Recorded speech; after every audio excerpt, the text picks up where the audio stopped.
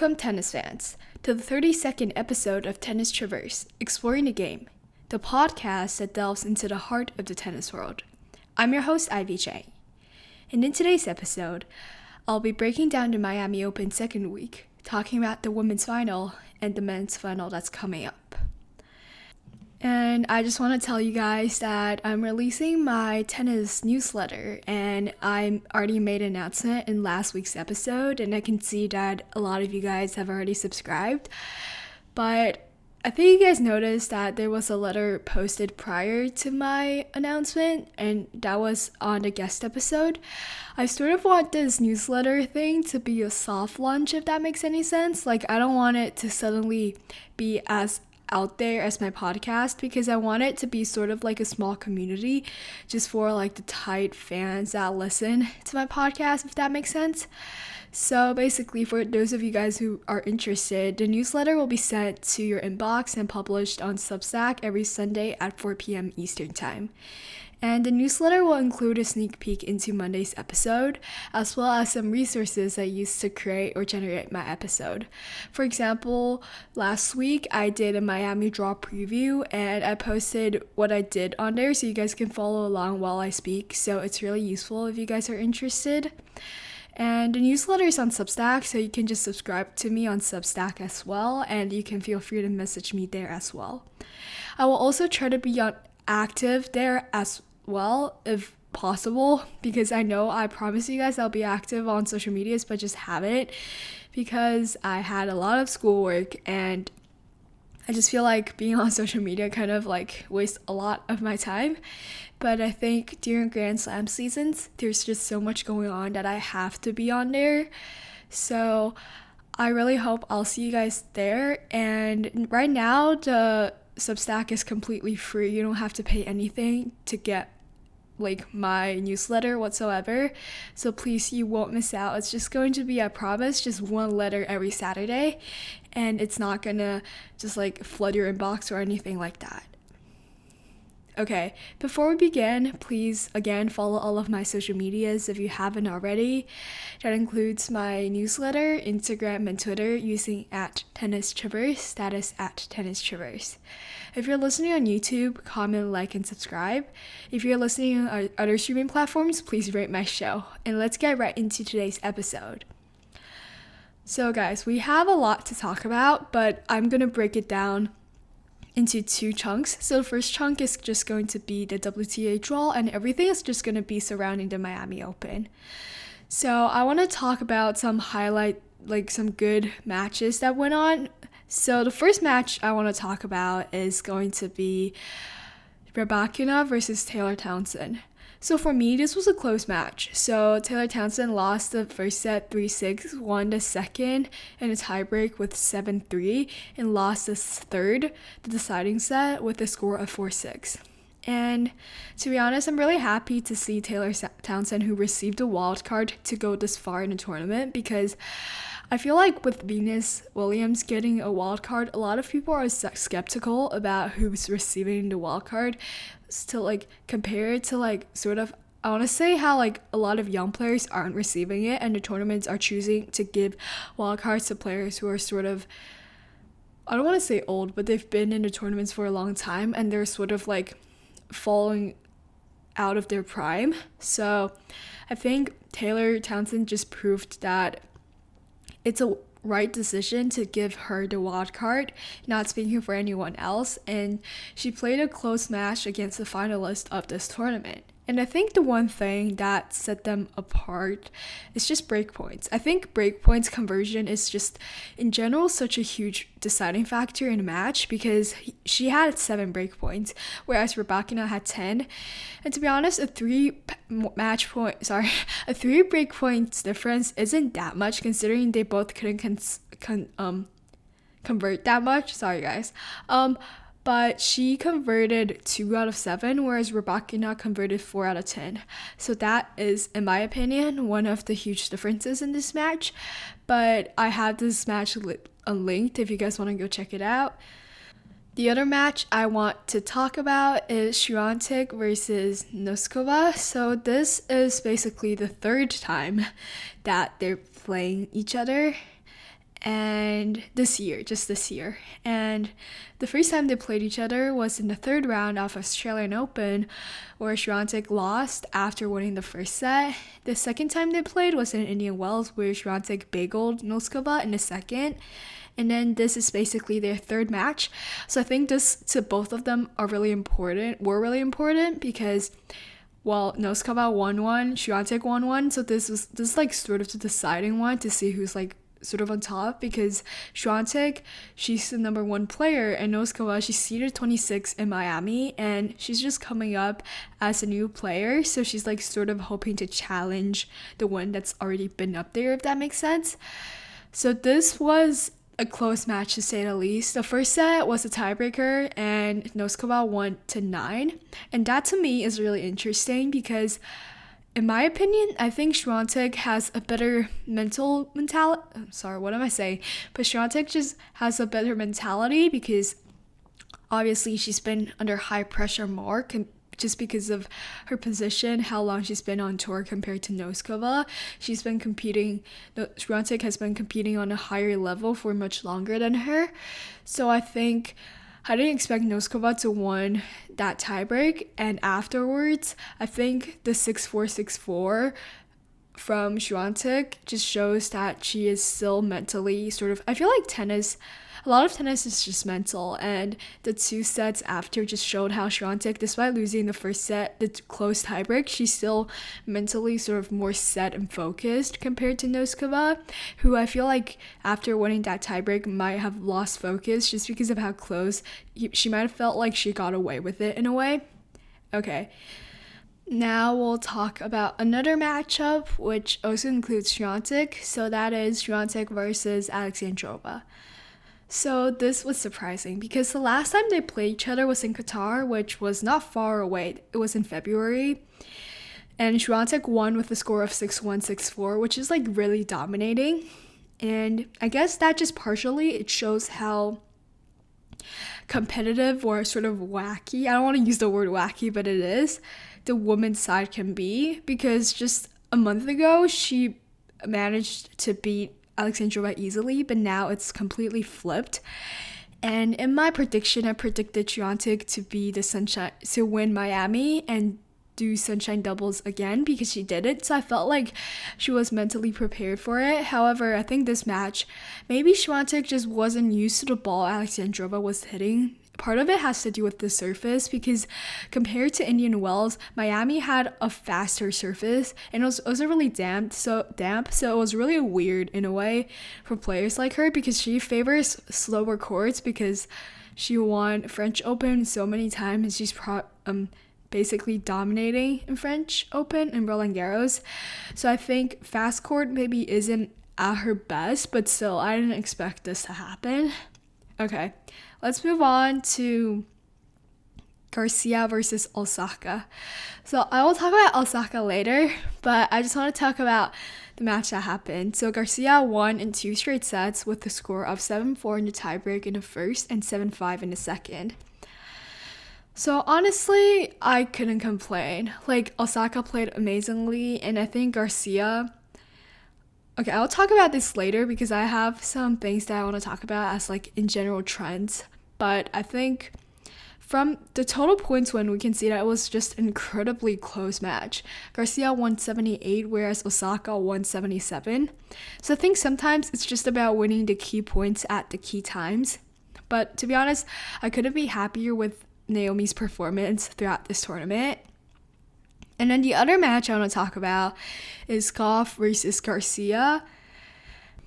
Honestly, I feel like Garcia is just the type of player that sometimes just have an incredible run, but sometimes it's just there. And it's really difficult to say when she'll peak, and she sometimes peak at really weird times because I didn't expect her to peak because last year she didn't do well, but the year before last year she won the WTA finals and everything was amazing. Last year she even played in a 125 tournament where she lost in a round of 16. And this year I thought it would be the same, but I guess apparently not, because in Miami she made it to the quarterfinals where she ultimately lost to the tournament's champion. But At the same time, Goff has not been competing at her best. I feel like that is just well known. Like, she haven't been doing as well as she would have liked to, because she had an incredible close last season. So I felt that maybe she wasn't, like, she isn't satisfied with her results. But so I'm not taking anything away from Garcia. I think she had an incredible tournament. The final matchup I want to talk about is going to be Rybakina versus Sakkari. So I didn't expect Sakkari to go this far, and I think you guys can't blame me, because Sakkari, she just doesn't, like, before the whole Indian Wells final thing and everything, I feel like she's just there and she sometimes manages to do really well, but at the same time, every time there is a big tournament, she just sort of fizzles out, and she's just obviously the one you see when there's like an upset, so like a random player beats like a top 10 player. So this is why after Indian Wells, I still felt like I couldn't trust her, so I put her, I think, losing in the third round, I believe, or the second, I don't remember, but I guess she proved me wrong, because she went to the quarterfinals, which is incredible. I really feel like the coaching change helped her a lot, and she managed to she lost to Elena Rybakina, but I think the thing she needs to work on is her double fault, because she had 8 double faults compared to 5, which, like, it's not that much difference, it's just 3 points, but Rybakina had 10 aces, whereas she only had 4. So I think comparing how many aces, because aces is just a straight point, so that is 6 points, and then double faults is just losing 3 points, so that's 3, so that's automatically 9 points. And the score was super close. Sakkari lost the first set 5-7, second won the tiebreak 7-4, and lost the third 4-6. So I mean, like, 9 points can do a lot, and it might change the results, honestly, because of how close it was. The total points won was 106 versus 116. So if we add 9 points to 106, that's 115. Sorry, I can't math. But that's just like 1 point difference, and something might be different, who knows. But I think that's something that she definitely will be working on.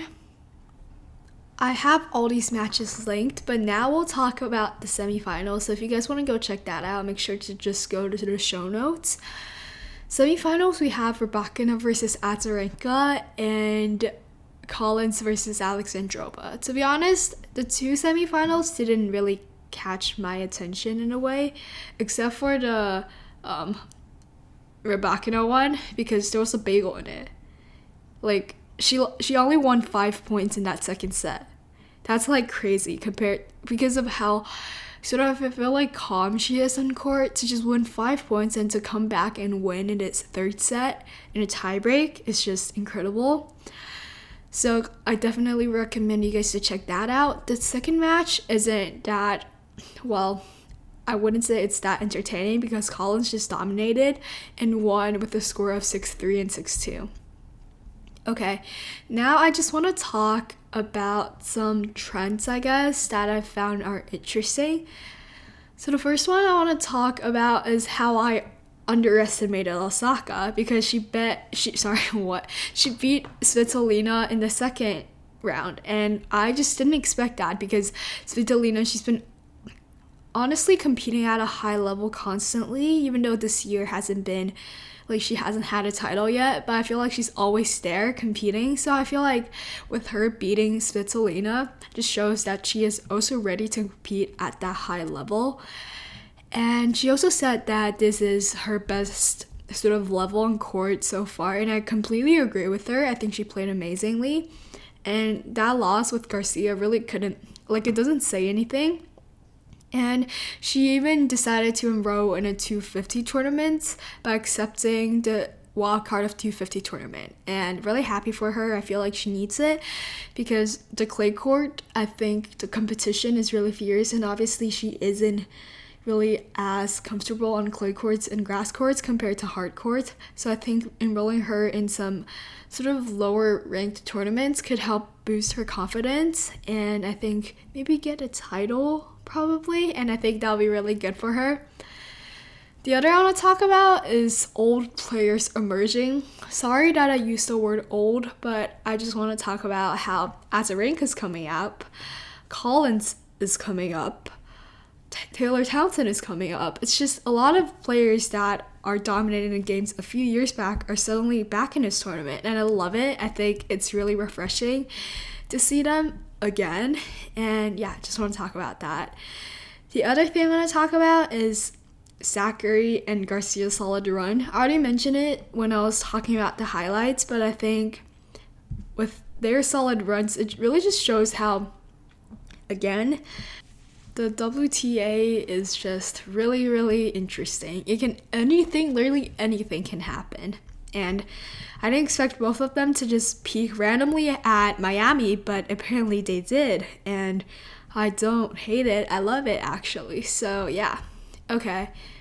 The finals, it's so interesting. Okay, so the finals was between Rybakina versus Collins, and Collins won, actually. I didn't expect Collins to win. I think part of me wanted her to win because according to her, this is her last year on the tour, and she's been dealing with a lot of illnesses. So I think for her to win the biggest title of her career in her last year is just magical, and beating the number 4 player in the world after having an incredible run is just so iconic. It's so like her, because the first time I've ever heard about her was her beating like some really famous players. I forgot who, but I was like, oh my gosh. And because I was in China, I was reading articles, and she was referred to as the seeded player killers because she's always going to sort of, if you're seeded and if you drew her in a draw, you know that it's going to be a tough match coming up. So I think this just shows how, again, weird for the third time the WTA is, but I'm really happy for her, and it was entertaining in my opinion. The first set was really good, and yeah, I just think her way of playing and her like always fighting to the end is really inspiring, and I just love to see players that have been on a tour for a long time, maybe they're close to retiring, just peaking again, and just yeah. Okay, let's move on to the men's side. So I do want to make a disclaimer that if you guys saw, I said predicting, even though I know that by Monday the winner, we all know the winners because the match is taking place on Sunday at 3 p.m. Eastern time. But I am filming this on Saturday night just because I have my newsletter and I really want to get everything done. So sorry, I'm predicting. You guys will know if I'm right or not. If it doesn't matter to you, you can just skip that last part. It's just going to be the last part of this whole thing. So if you're skipping there, feel free to just go ahead and end it when I finish talking about the semifinals. But yeah, okay. So the ATP, there are some matches I want to talk about. The first one I want to talk about is Marozsan versus Rune. So this, you guys might be wondering why I want to talk about this.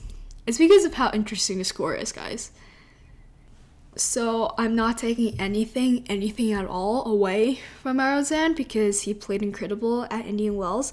He made it to the round of 16 and beat Nicolas Jarry, some like incredible players along the way.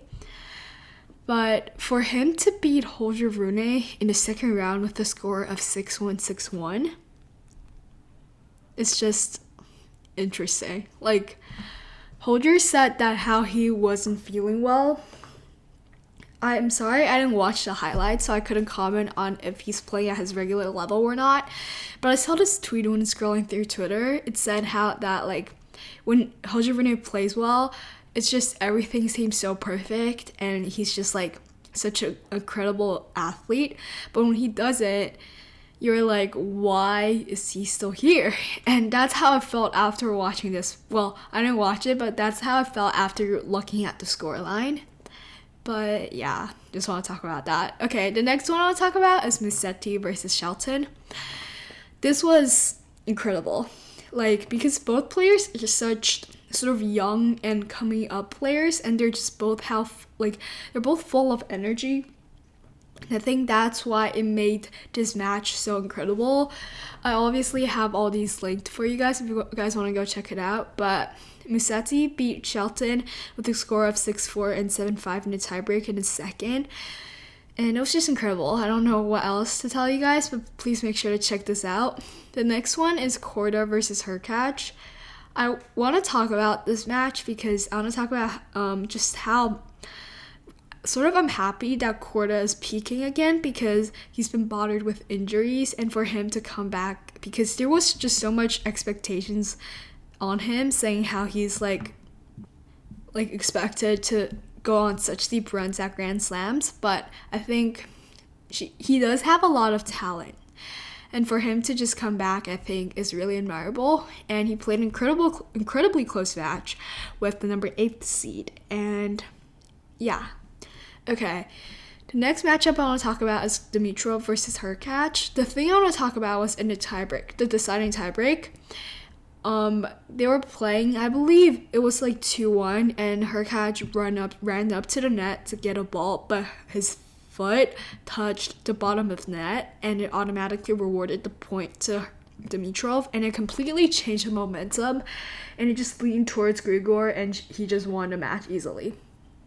And I think he's complaining, but I think he knows that that's just tennis. Like, that's all we have to deal with. Like, you can't touch the net. That's just the rule. But I think it's understandable for him to feel the frustration, because I think the frustration is more in him, not up to the umpire or to anyone else, because if he controlled himself and didn't touch his feet up to the net, maybe he would have won that point. So I think, it definitely wouldn't have shifted the momentum completely.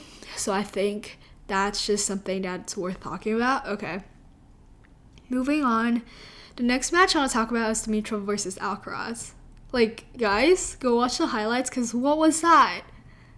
Like, Dimitrov beat Alcaraz in a score of 6-2 and 6-4. Like, Alcaraz literally said in the press conference that he felt like he was 13 years old playing against Dimitrov. Like, Dimitrov is just that good. And he played an incredibly close match with Hurkacz the night before, and he talked in his press conference how he was super exhausted. He's so tired. He didn't practice the day of. He just went into that match just haven't been practicing, but he's I guess rested, and he played amazingly. So please go check that out. I didn't expect this because I thought Carlos, obviously after his run in Indian Wells, I thought he's going to go far. He did, but I think Dimitrov is just up there for whatever reason. Okay, semifinal time. So we have Dimitrov versus Zverev and Sinner versus Medvedev. I want to talk about the Sinner versus Medvedev match first because it was just short and sweet. Sinner beat Medvedev in a score of 6-1, 6-2. It was just completely dominating. Nothing Medvedev could do. There's nothing Medvedev can do. It's same thing with Alcaraz versus Dimitrov. There's nothing Alcaraz that can do. It's super dominating, and I didn't expect it, but yeah. And then Dimitrov versus Zverev, it was 3-set. The second set was super close. It was to a tiebreak, and Dimitrov lost in score 4-7. But it was just super close overall, and you guys should definitely check both of the semifinal matches out. Okay. Where are we? Okay, now we're going to talk about some trends, and if you guys want to leave after this, feel free. So, I want to talk about Musetti that's coming up and Korda re-emerging. I already sort of touched briefly on Korda, but I want to talk about Musetti because, he became a dad recently, and I think maybe this sort of fueled him because he had an incredible tournament in Miami, and I think him losing to Alcaraz with a score of 3-6, 3-6 after beating Shelton isn't that bad because there were some incredible points in that. I'll see if I can find the highlights if I can. I'll leave a link too. And I just want to note, sorry, but the semifinals, it was all compacted in one. So just click on one videos and you'll get the highlights for both. Okay. And then I want to talk about Rublev losing to Czech Republic players. Like, there's a trend that's going on. I think part of it, well, the Czech Republic is just like a really interesting and weird coincidence, but I think part of it is obviously because of the default, or maybe it's just his mindset changing, but I really hope he gets to find his form again, especially during the clay court season that's coming up soon. Okay. Now I want to talk about Memphis Dimitrov, which sort of I mentioned on the women's side, which are the old players, the players who've been in the game for such a long time re-emerging. I love it for them. I think, again, I hold my stance from the women's side. Just so interesting, admirable to see players who've been playing and holding on to their fatigued body for such a long time. And this too remind me of what happened with Andy Murray. So he's had, in my opinion, he had incredible Indian Wells in Miami season, but apparently he tore his, well, ACL, I'm pretty sure, don't quote me on that, but he tore a part of his legs, and he's going to be out 3 months. So the best we can see him is in Wimbledon, and that is just really sad. I think just like these old players who are like injured and coming back, like for example Murray, who already had he literally only had one hip, guys. Like, for them to just come up, it's just super rewarding and super fun to see. And I think everyone's rooting for them. Okay. I want to talk about the final. If you guys just want to click off, feel free. I'll see you guys next week. But this is the final. So the final is between Sinner versus Dimitrov. And Dimitrov, despite like not playing in he is going to play in the finals, but like after winning his semifinal match, he's going to be top 10 again.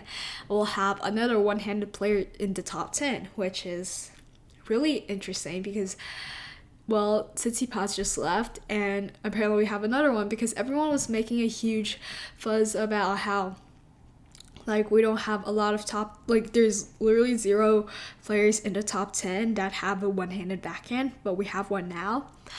And in my opinion, I just really, really, really, really want Dimitrov to win. But if you guys just look at the road to the finals, Dimitrov had 3 3-set matches. And Sinner had 1 3-set match. And it was in the second round. So I think, like, also, we have to count for Grigor's age, and I think, and his physicality. I think compared to Dimitrov, he's just older, and what am I saying? Compared to Sinner, he's just older, and I think that's just life. And yeah, but I really want Grigor to win, but I'm just gonna say Sinner in 3. So if you guys listen to this part and the finals have already went on, please tell me if I'm right or not in the comments below. And this sums up today's episode. Please make sure to subscribe to my newsletter because you guys will get info.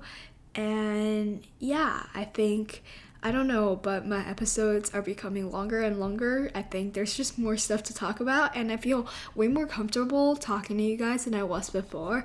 I think we really built a really cute community, and I'm just really grateful for all of you guys. Subscribe to my social medias if you haven't already. Social medias are Twitter, Instagram, or Substack if you count that, using @TennisTraverse. Subscribe to my newsletter and rate my show if you're listening on other streaming platforms. And comment, like, and subscribe on YouTube. Or feel free to just DM me if you have any doubts or concerns or you want to just talk to me. And yeah, I'll see you guys next week. Bye.